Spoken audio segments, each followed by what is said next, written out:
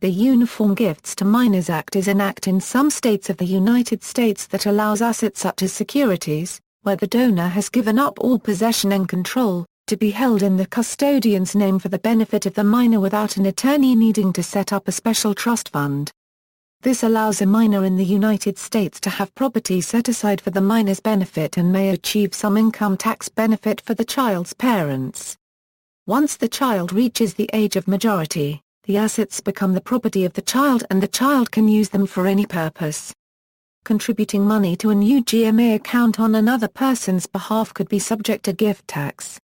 However, the Internal Revenue Code of the United States allows persons to give up to the annual gift tax exclusion to another person without any gift tax consequences, and gifts exceeding that amount as long as total gifts are below the lifetime limits.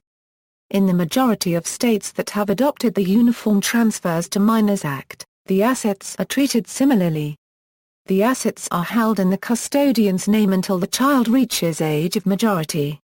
States that adopted UTMA also repealed UGMA.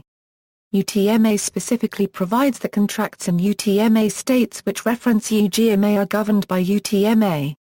Thus, UGMA is often still referred to in contracts designed for use in multiple states, even though it may actually mean UTMA in a particular state. Under the UGMA or UTMA, the ownership of the funds works like it does with any other trust and the donor must appoint a custodian to look after the account for the benefit of the beneficiary. Until 1986, a UGMA or UTMA account allowed the assets to be taxed at the minor's income tax bracket. Tax law changes in 1986, 2006 and 2007 known as the kiddie tax have substantially reduced the tax savings of UGMAs and UTMAs. The current rule is that for beneficiaries under 19, the first $1,000 of income is tax-free, the second $1,000 is taxed at the minor's rate, and the amount over $2,000 is taxed at the parent's rate. Minors can also invest in the stock market.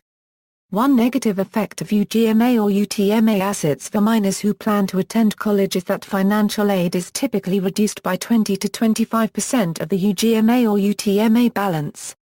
Some financial advisors therefore advise depleting the balance in these accounts, always for purposes benefiting the minor such as summer camp, books, computer and similar expenses, well before the minor begins the process of applying to college.